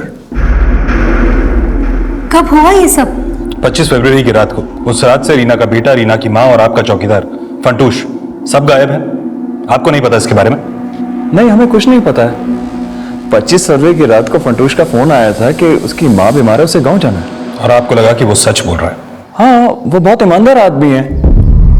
आप इसलिए कंफ्यूज तो नहीं है कि उसका फोन नहीं लग रहा है? एक्चुअली वो जो नंबर यूज करता था वो मेरा ही नंबर है, और गांव जाने से पहले वो फोन बंद कर देता है। कोई फोटोग्राफ होगा उसका आपके पास? हाँ है ना, फोटो लेकर ड्रॉ में पड़ा होगा। जी। फंटूश का गांव कहाँ है? वेस्ट बंगाल में कहीं रहता है वो। उसके डॉक्यूमेंट्स थे मेरे पास, लेकिन कहीं खो गए वो। खो गए? मिस्टर कपूर कुछ छुपाने की कोशिश तो नहीं कर रहे यार? नहीं, बिल्कुल नहीं। ये लीजिए सर, फंटूश की फोटो। 4 दिन से रीना का बेटा, उसकी माँ आपके पनवेल वाले फार्म हाउस से गायब है और आपको उसके बारे में कुछ पता नहीं। एक्चुअली सर मैं बहुत बिजी रहता हूँ, और मैंने सोचा वहीं पर होंगे, और मुझे ये भी नहीं पता है कि 4 दिन से फार्म हाउस में ताला लगा हुआ है। मिस्टर कपूर, हमें पता चला है कि रीना अपनी माँ और बेटे के साथ पिछले 1 महीने से आपके पनवेल वाले फार्म हाउस में रह रही थी। क्यों? मैं रीना को केयर टेकर बनाकर हम ही ने भेजा था वहां पर। Care taker? हाँ जी सर, दरअसल बात यह कि रीना हमारे यहाँ साफ सफाई का काम करती थी और हमेशा कहती थी कि उसे काम चाहिए और पैसे चाहिए। और पिछले महीने तो जब मैंने उसे पगार दी, ये लो तुम्हारी पगार, 100 रुपए बढ़ा दी जैसा बोला था। मैडम, मेरे को ना अपने लड़के को अच्छा से अच्छे स्कूल में पढ़ाने का है, पर आप तो जानते हो बाहर महंगाई कितना है। कोई और काम हो तो बोलो मेरे को, इतने में गुजारा हो नहीं पाता है। ठीक है, बता दूंगी। सर, रीना हमें भरोसे वाली लगती थी, तभी तो हमने उसे केयरटेकर की नौकरी पर रखा था। क्यों? फंटूश पर से भरोसा उठ गया था आप लोगों का? नहीं सर, ऐसा बिल्कुल भी नहीं है। एक्चुअली हमारा पनवेल का घर बहुत बड़ा है, जो फंटूश से अकेले संभलता नहीं था। वैसे भी ऑलमोस्ट सैटरडे संडे हम लोग वहां पर जाते रहते थे। हमने सोचा रीना वहां पर रहेगी तो घर मेंटेन रहेगा। 25 फरवरी को भी तो संडे था, हम श्योर आप वहीं पर रहे होंगे? हाँ, हम लोग वहीं पर थे, लेकिन हम वहां से सुबह सुबह भीमा शंकर घूमने के लिए चले गए थे, और वहां से हम लोग सीधा यहाँ पर आ गए। हमने सोचा नहीं था कि रीना के साथ इस तरह से हो जाएगा। रीना 5 महीने प्रेग्नेंट थी। प्रेग्नेंट?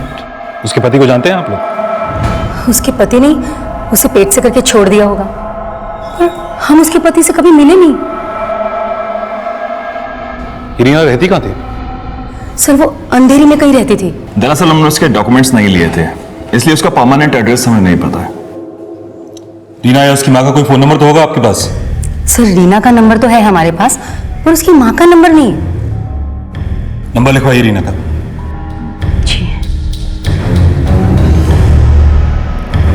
सावंत पाटिल को बोलकर रीना के कॉल रिकॉर्ड्स निकलवाओ। मुझे लगता है कि उसमें उसके पति का नंबर जरूर मिलेगा। और इस कपूर के फार्म हाउस का भी सर्च वारंट निकालते हैं। आई एम श्योर कि रीना का मर्डर 25 की रात को इसी फार्म हाउस पर हुआ है। सर, मुझे लगता है कि इन सब में फंटूश का हाथ है, इसीलिए तो ये अपने गांव भाग गया। गायब तो रीना की माँ भी है सावंत। मुझे ये समझ में नहीं आ रहा कि वो उस दिन पुलिस स्टेशन क्यों आई थी, और आई थी तो फिर हमसे मिले बिना चली क्यों गई? इनका अभी तक कुछ पता नहीं चला ना? नहीं सर, अभी तक तो नहीं, लेकिन तलाश जारी है। नानी, आई कब आएगी? इकड़े आ बड़ा, इकड़े आ। वो है ना बेटा, हम सब है जो छुपा छुपी खेल रहे हैं। हाँ, वो हमें ढूंढ रही होगी। हम लोग यहाँ छुपे हैं ना, वो जल्दी हमें ढूंढ लेगी। हाँ, आएगी। नानी, आई को बोलो जल्दी ढूंढे, मुझे भूख लग रही है। मैं आई से कभी पिज्जा भी नहीं मांगूंगा।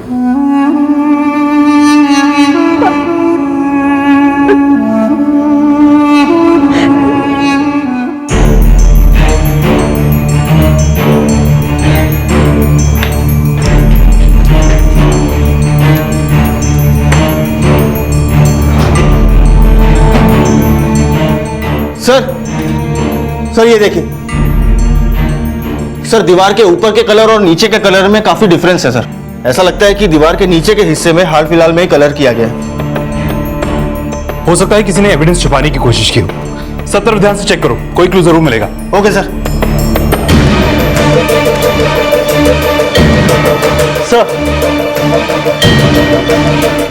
सर ये देखिए ब्लड स्टेन्स। ये ब्लड जरूर रीना का होगा, कंफर्म करो। Sure sir. देखिए सर, हमें नहीं पता है कि रीना का मर्डर यहां हुआ या कहीं और। पर अगर फंटूश को भागना था तो वो पेंट करके क्यों भागता? कुछ छुपा रहे हैं मिस्टर कपूर आप। सर, हमारे तो कुछ समझ में नहीं आ रहा कि ये अचानक से ये सब क्या हो गया। अच्छा, रीना की माँ और उसका बेटा कहाँ है? हमें नहीं पता। हमने सिर्फ रीना को काम पे रखा था। उसी ने बोला था कि वो अपनी माँ को अपने साथ रखना चाहती है, तो हम मान गए। हाँ, हमें फंटूश ने बताया कि कई बार रीना का और उसकी माँ का आपस में झगड़ा होता रहता था। और हाँ, रीना ने भी हमें यह बताया कि उसकी माँ से उसकी बनती नहीं थी। तो यह भी हो सकता है कि उसकी माँ ही उसका मर्डर कर भाग गई हो, क्योंकि वो भी मिसिंग है।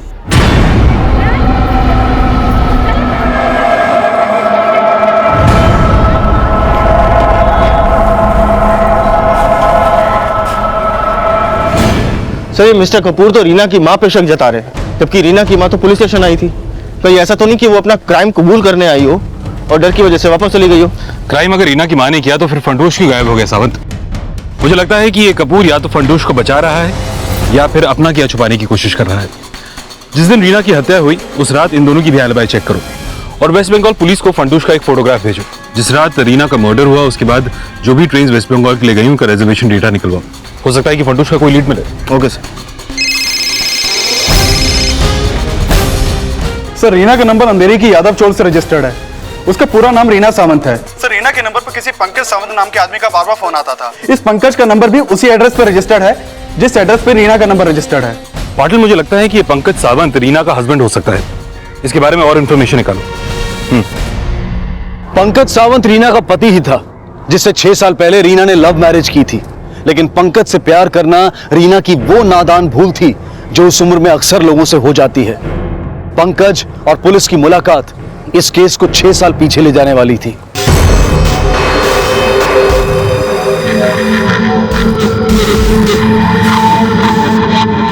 क्या है रे? काय को दिन रात मेरा पीछा करता है? ना बोली ना एक बार, समझा नहीं तेरे को? बोलो पुलिस को। तू काय को पुलिस को बुलाएगी? तू अपनी आई को बोलना, तेरा और मेरा लगन करा दे, अक्खा जिंदगी तेरे को खुश रखेगा। पर आदमी कैसा है कैसे पता चलेगा? अरे तू अजमाएगी नहीं तो तेरे को पता कैसे चलेगा?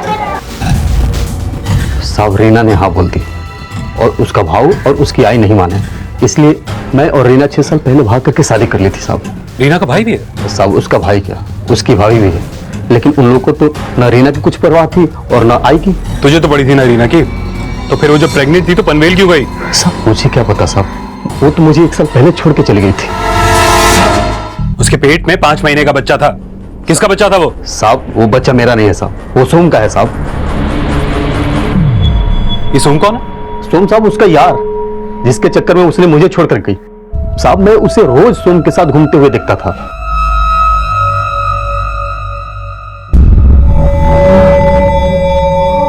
ये सोम रहता कहाँ? सोम का एक रेस्टोरेंट है साहब, नगरदास रोड पे। सोम के रेस्टोरेंट का नाम, रीना जिस घर पर भाड़े पे रहती थी उसका पता और उसके भाई के घर का पता सब लिखवाओ। ठीक है सर। सावंत, एक काम करो सर, रीना जिस घर पर भाड़े में रहती थी उस घर पर एक टीम भेजो। हो सकता है कि रीना की मां वहां पर मिल जाए। तब तक हम सोम और रीना की बहन से मिलते हैं। Okay sir.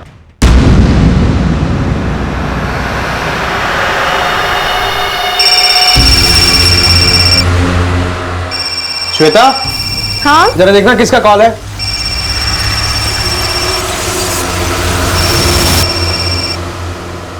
हेलो हेलो, किसका फोन था? पता नहीं किसका था, जैसे ही उठाया वैसे ही काट दिया।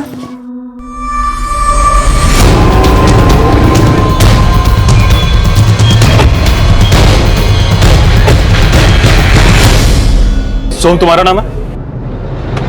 हाँ सर। बोलिए। रीना को जानते हो? सर, आप उस बेवड़े की बात पर यकीन कर रहे हो? सर, 1 नंबर का घटिया और नालायक इंसान है वो। हमेशा शक करता था रीना को, इसीलिए रीना ने उसको छोड़ दिया था। मगर तुम तो मिलते थे रीना से, हो सकता है कि पंकज का शक सही हो और वो बच्चा तुम्हारा ही हो।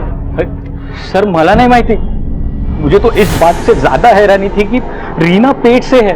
तो तुम्हारा मतलब है कि रीना का तुम्हारे अलावा किसी और से भी रिश्ता था? नहीं सर, मैंने ऐसा कब कहा? देखिए सर, आप जैसा सोच रहे वैसा मेरा रिश्ता नहीं था रीना के साथ। हम लोग सिर्फ दोस्त थे। ये सब उस पंकज ने ही किया हो, जबरदस्ती से। आए दिन उसके खोली पे आके तमाशा करता था वो। कहाँ लेके जा रहा है? छोड़। अपने बच्चे के साथ रहना तो घर वापस आ जा। लेकिन 1 नंबर का नालायक मानुस है तो। सब काम धंधा तो कुछ करता नहीं था और बेचारी वो रीना पैसे कमा के लाती थी, उसके पैसे छीन के दारू पे उड़ाता था।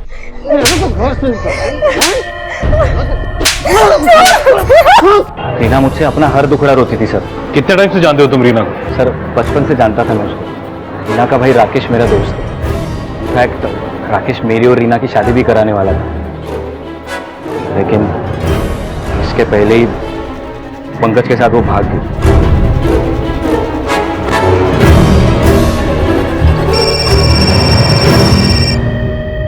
हाँ पाटिल। सर मैं रीना की चौल पे आया था, पता चला यहाँ तो 1 महीने से ताला लगा है और रीना की माँ भी यहाँ पे नहीं है। एक काम करो, एक कांस्टेबल को वहाँ ड्यूटी पर लगाओ, हो सकता है रीना की माँ उधर आए, और आसपास पूछताछ भी करो। Okay sir. पाड़ा, ध्रुव बेटा, हे पाड़ा,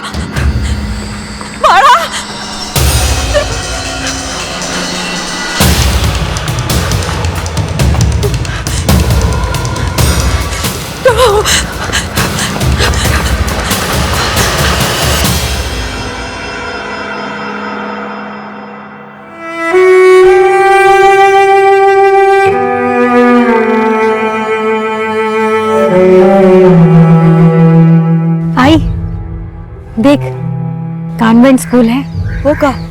इधर ना बड़ा बड़ा सेठ लोग के बच्चे लोग आते हैं पढ़ने के लिए। तो देखना एक दिन मेरा ध्रुव भी इधर ही पढ़ेगा।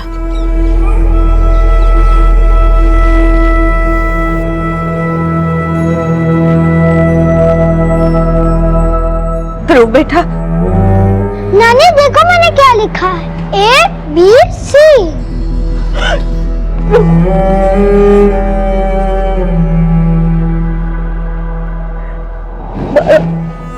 भला माफ कर, मेरी वजह से तुझे ये सब तकलीफ हो रही है ना। मैं वचन देते रीमा का सपना पूरा करूंगी मैं। तू स्कूल जाएगा।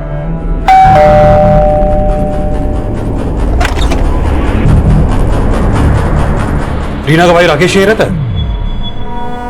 क्या? रीना का मर्डर? ये कैसे हो सकता है साहब? ऐसा हो चुका है, लेकिन तुम्हारी आई ने तुम्हें बताया नहीं। वो तो रीना के साथ ही रहती थी ना? नहीं साहब, कुछ नहीं बताया मेरी आई ने। वैसे कई महीनों से मैं मेरी आई से बात नहीं कर रहा और ना ही रीना से। क्यों, कोई झगड़ा हुआ? मेरी उनसे बनती नहीं थी।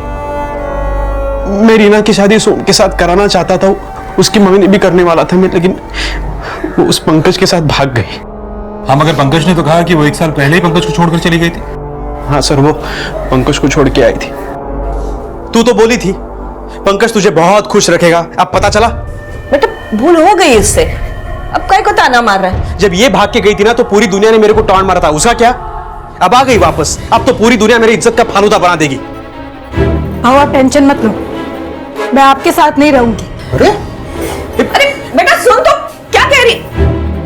मैंने रीना को 2 बात क्या कह दी, वो तो किराए के घर में रहने लगी। वो अकेली थी इसलिए मेरी आई भी उसके साथ चली गई। मैंने नहीं बोला था आई को जाने के लिए। राकेश रीना का वो भाई था जिसकी पढ़ाई के लिए रीना ने अपनी पढ़ाई छोड़ दी थी, और विडंबना यह थी कि आज राकेश पढ़ लिखकर एक रेप्यूटेड कंपनी में जॉब कर रहा था और रीना अपनी आजीविका चलाने के लिए दूसरों के घरों में काम कर रही थी।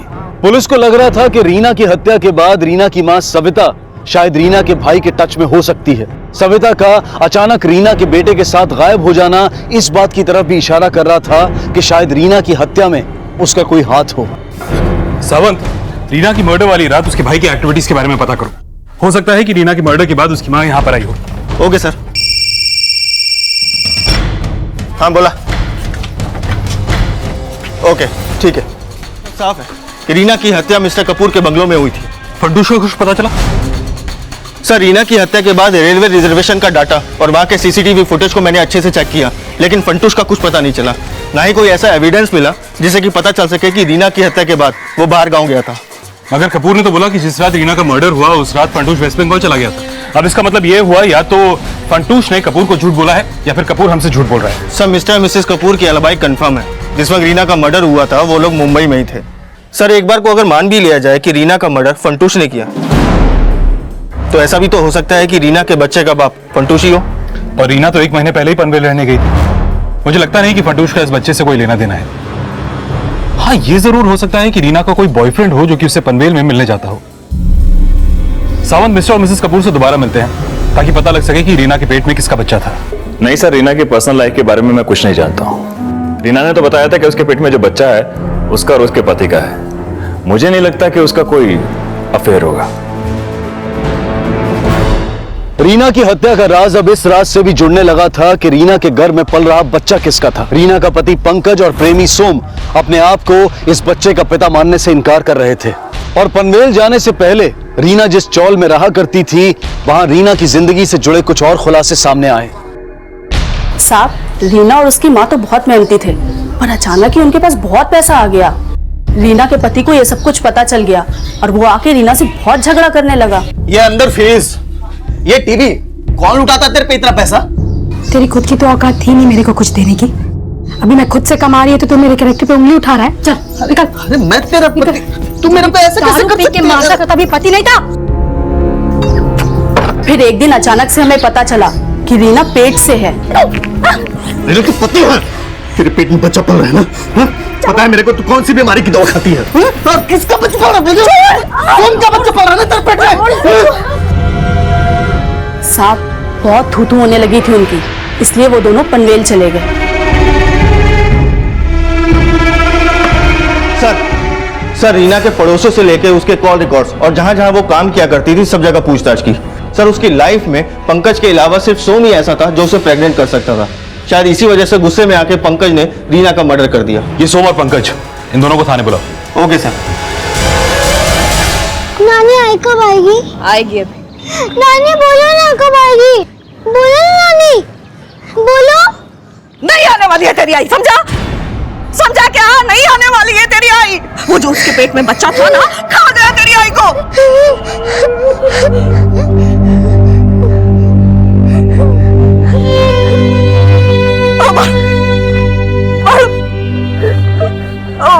माफ कर वाला, माफ कर।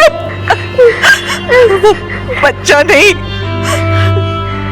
बेच तेरी आई को।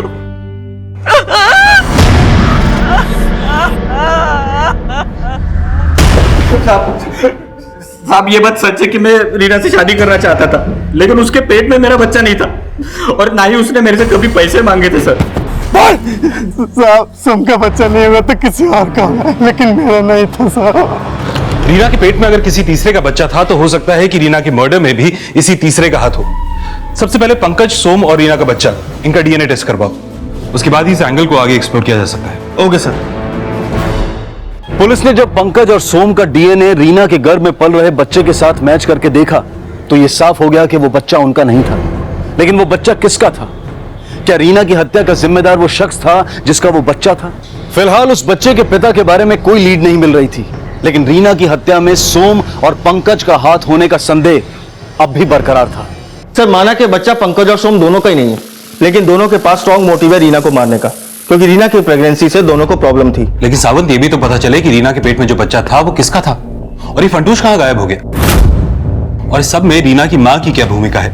और वो उस दिन पुलिस स्टेशन आई तो हमसे मिलके क्यों नहीं गई? सावंत, रीना के मर्डर की कहानी तब तक साफ नहीं हो सकती जब तक फंटूश और रीना की मां हमारे हाथ नहीं लगते। कुछ भी करके इनको ढूंढना ही होगा। Okay sir.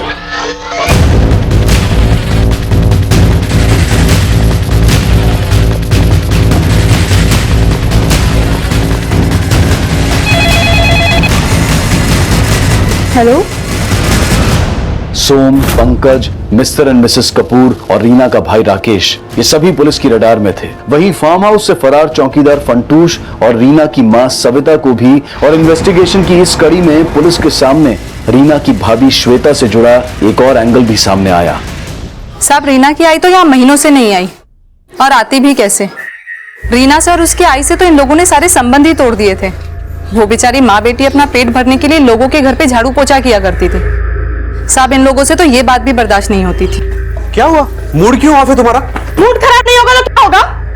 तुम्हें पता पिंकी जहाँ ट्यूशन पढ़ती है, तुम्हारी माँ वहाँ पे काम करने जाती है, और सबके सामने उन्होंने मुझे बहू कह के बुला लिया।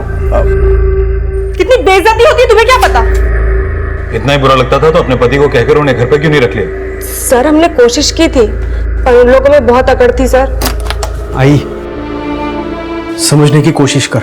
जब कोई मुझे कहता है ना कि तुम्हारी आई और बहन काम वाली बाई है, तो अच्छा नहीं लगता।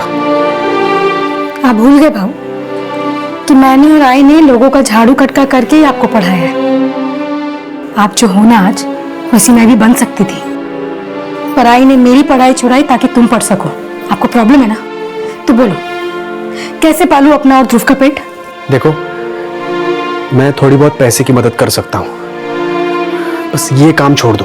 छत तो दे नहीं पाए आप, पैसे अपने पास ही रखो, भाभी के काम आएंगे।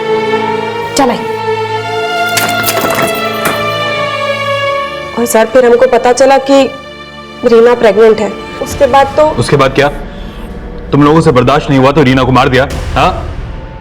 नहीं सर, हमने ऐसा कुछ नहीं किया, और हम भला ऐसा क्यों करेंगे? हाँ, उसके बाद हमने रीना से बातचीत करना बंद कर दिया। पुलिस रीना की जिंदगी से जुड़े हर शख्स को खंगाल रही थी और जल्द ही पुलिस को चौकीदार फंटूश का एक स्ट्रॉन्ग लीड मिला। सर, फंटूश जो मोबाइल यूज किया करता था उसका IMEI नंबर एक्टिव हुआ है। उसके फोन में कोई दूसरा सिम डाला गया है जो कि सतारा में एक्टिव है। फौरन सतारा पुलिस से कांटेक्ट करो और इस नंबर को सर्वेलेंस पे डालो। Okay sir. और काफी मशक्कत के बाद आखिरकार फंटूश पुलिस के हाथ लग गया। बोलेगा? नहीं बोलेगा तू अभी? सच बोलेगा? बोलेगा ना सच? बोलेगा साहब। बोल, रीना को क्यों मारा? मैंने नहीं मारा रीना को। उस रात जब मैं बैंगलोर में पहुंचा ना, रीना को मारा नहीं तो फिर भागा क्यों? वो मेरे को कापुर साहब बोला था कि भाग जाओ उधर से।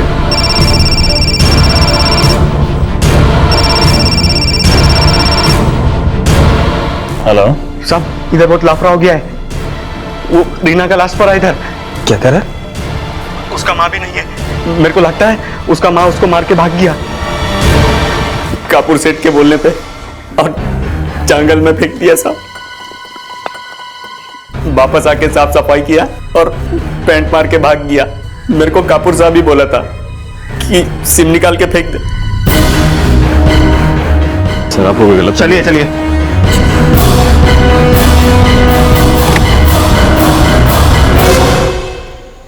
एक्चुअली वो बच्चा मेरा ही था।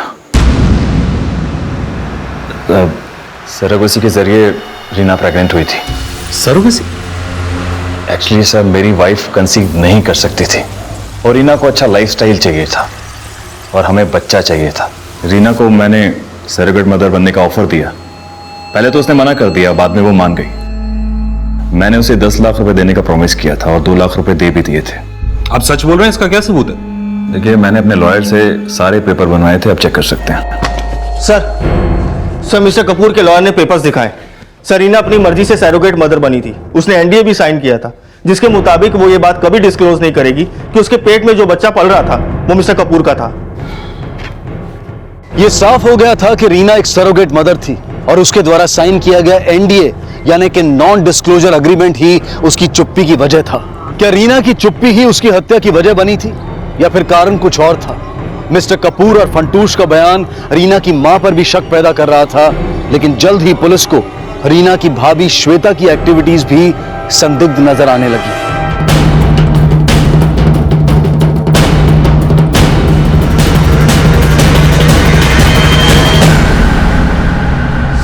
सर रीना की भाभी श्वेता, सर पिछले 5 दिनों में वो बैंक से काफी पैसे निकाल चुकी है, पूरे 10 लाख।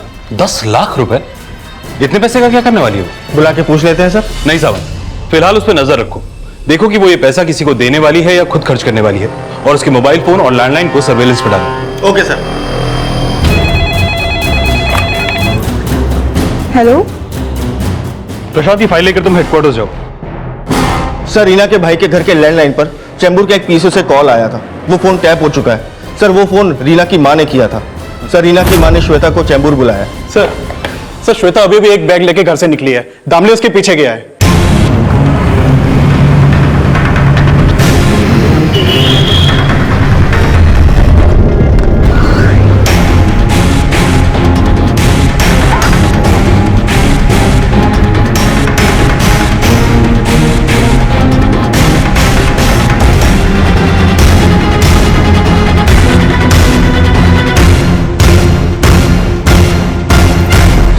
मैंने कुछ नहीं किया है सर।